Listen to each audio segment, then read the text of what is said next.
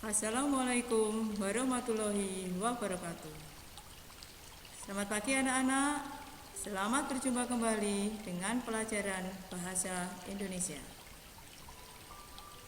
Sebelum kita mulai materi ini, silahkan anak-anak berdoa menurut keyakinannya masing-masing. Berdoa, mulai.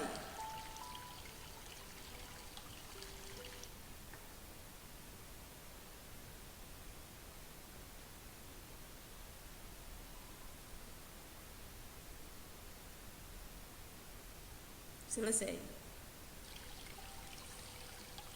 Anak-anakku sayang, pertemuan kita kali ini masih membahas tentang bab 1 teks deskripsi. Kalau minggu kemarin kita berbicara atau belajar tentang KD 3.1 mengidentifikasi teks deskripsi yang meliputi ciri umum dan tujuan teks deskripsi, ciri kebahasaan teks deskripsi, dan jenis teks deskripsi. Maka pada hari ini kita akan belajar tentang kompetensi dasar 4.1 menentukan isi teks deskripsi objek, meliputi tempat wisata, tempat bersejarah, pentas seni daerah, kain tradisional, dan lain-lain yang didengar dan dibaca.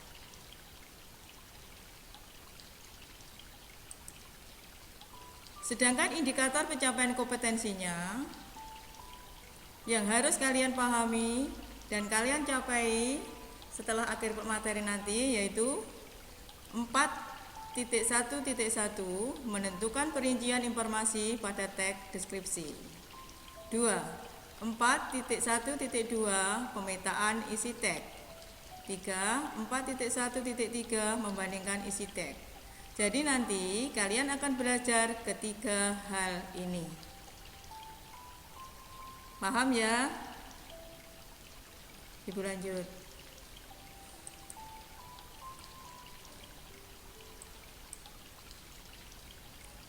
Kita mulai dengan materi pertama. Sebelum kita lanjutkan, siapkan alat tulisnya dan dibuka. Menentukan perincian informasi pada teks. Sebelum kalian menentukan perincian informasi pada teks, kalian harus paham lebih dahulu tentang kalimat rincian. Ada yang sudah tahu apa itu kalimat rincian? Kalimat rincian adalah kalimat yang dapat menjelaskan atau menginformasikan secara detail atau rinci tentang kalimat utama atau gagasan pokok dari sebuah paragraf. Dengan demikian, kalimat rincian sama dengan kalimat penjelas yang merupakan rincian detail dari kalimat utama. Jadi, kalau kita menentukan perincian informasi pada teks sama saja dengan menentukan kalimat penjelasnya pada teks tersebut. Paham? Coba dicatat. Menentukan perincian informasi pada teks berarti kita menentukan kalimat penjelasnya. Catat ya. Oke, Ibu lanjut.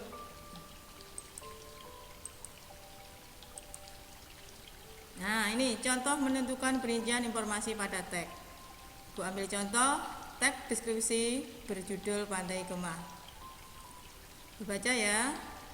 Wisata Pantai Gemah di Kabupaten Tulungagung unik. Pantai ini memiliki pepohonan cemara di sepanjang bibir pantai. Tempatnya teduh dan rindang. Sangat nyaman untuk berteduh dari sengatan sinar matahari. Area ini biasanya juga digunakan sebagai tempat parkir serta lokasi strategis bagi pengunjung yang ingin bersantai sambil menggelar tikar. Nah, inilah kutipan teks deskripsi yang Ibu potong atau Ibu kutip, Ibu cuplik satu paragraf ini. Nah, ingat ya anak-anak, setiap satu paragraf hanya memiliki satu gagasan utama yang berada di kalimat utama. Coba ada yang tahu di mana kalimat utamanya? Ya, benar. Kalimat utamanya ada di sini. Wisata Pantai Gemah di Kabupaten Tulungagung unik. Ini adalah kalimat utamanya, yaitu letak gagasan utama. Apa gagasan utamanya? Pantai Gemah unik.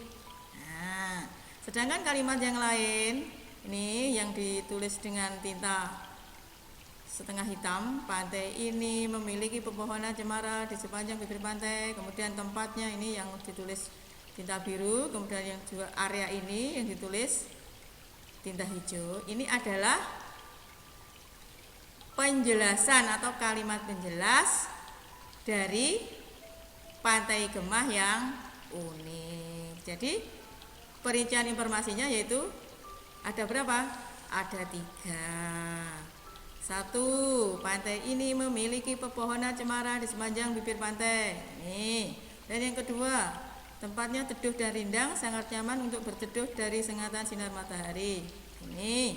Kemudian yang ketiga, area ini biasanya juga digunakan sebagai tempat parkir serta lokasi strategis bagi pengunjung yang ingin bersantai sambil menggelar tikar. Nah, jadi ada 3 ini. Paham anak-anak? Nah, nanti kalian bisa berlatih sendiri di rumah. Oke? Kita lanjut.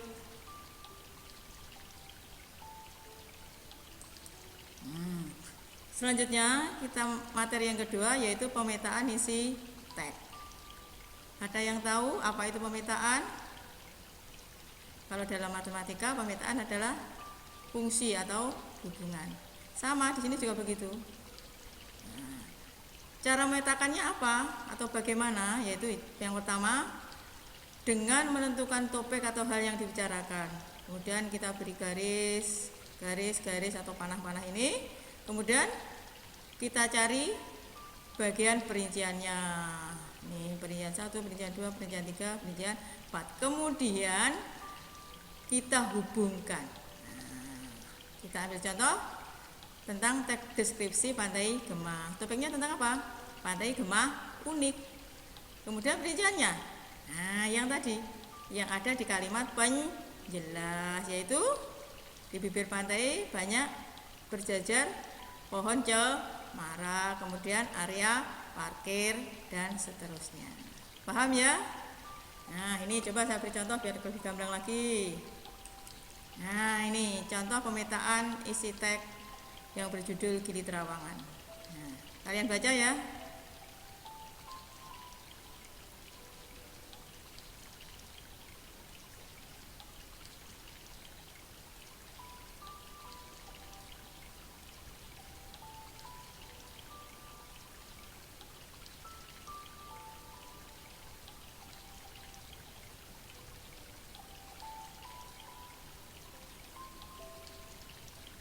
Nah, ini adalah hasil pemetaannya. Nah, yang di atas sendiri tentang pulau, karena tadi membicarakan pulau yang ada di Kepulauan Lombok. Pulau apa? Pulau Gili Trawangan. Gili Trawangan bagaimana? Menarik, indah. Gili Trawangan indah. Indahnya bagaimana? Ini ada air lautnya, ombak, penyu. Jadi ini pokok atau topiknya, kemudian ini perinciannya, perincian. Nah, atau juga dari sini, ini topiknya, kemudian ini perincian. Begitu juga ini pulau. Nah, kemudian Gili Trawangan waktu sore hari, kemudian sore hari ada matahari, kemudian terlihatlah gunung sebagai latarnya ini jadi berhubung-hubungan. Nah, kalau ini namanya topiknya, ini adalah perincian. Paham anak-anak? Ya, nanti kalian bisa berlatih di rumah.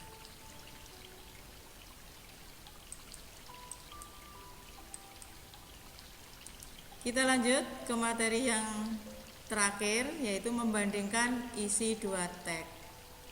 Yang dibandingkan apa saja anak-anak? Yaitu perbedaan dan persamaan. Nah, ini perbedaan. Yaitu topik utama yang dideskripsikan. Misalkan tadi Gili Trawangan, yaitu tentang keindahan Gili Trawangan. Rincian isinya, ini tadi memiliki pasir putih yang lembut dan air yang jernih. Kemudian Ombak di pantai pulau ini relatif kecil. Pola pengelompokan isi. Teks Gili Trawangan mengelompokkan bagian-bagian, tadi apa? Pantai, kemudian bawah laut. Begitu pula dengan teks Pantai Gemah. Topiknya tentang apa? Pantai Gemah unik. Rinciannya ada pohon cemara di bibir pantai tadi, kemudian ada area parkir dan seterusnya. Itu adalah rincian isinya. Sedangkan pola pengelompokan isi dari Pantai Gemah yaitu mengelompokkan bagian-bagian bibir pantai atau pantainya. Paham ya? Kita lanjut. Nah, sekarang persamaannya. Apa persamaan kedua teks Gili Trawangan dan Pantai Gemah? Yaitu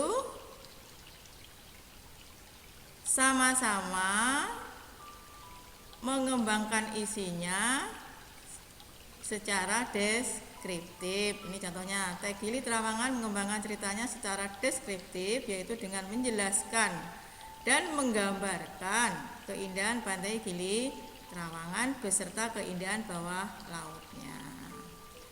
Terus isi yang dapat ditangkap dengan penggunaan panca indera, contohnya sinar matahari kemerahan. Kemerahan di sini itu penggunaan panca indera. Siapa yang tahu kalau itu merah? Yaitu mata, berarti indera penglihatan. Kemudian yang kedua, pasir putih yang lembut. Siapa yang mengetahui kalau pasir itu putih dan lembut? Pasir putih yang mengetahui adalah penglihatan atau mata, sedangkan lembut yang mengetahui ke bawah itu lembut adalah indera perabaan yaitu kulit. Begitu pula dengan teks Pantai Gemah. Cara mengembangkan isinya sama, yaitu secara deskriptif, yaitu dengan menjelaskan dan menggambarkan keunikan Pantai Gemah. Dan untuk isi yang ditangkap dengan menggunakan panca indera, nah kalian bisa cari sendiri ya di rumah. Paham? Nah anak-anak, pembelajaran hari ini kita akhiri. Terima kasih atas perhatiannya. Selanjutnya untuk menguji pemahaman kalian dalam menentukan isi teks deskriptif ini, ikuti uji kompetensinya pada link yang akan Ibu share setelah ini. Selamat mengerjakan. Wassalamualaikum warahmatullahi wabarakatuh.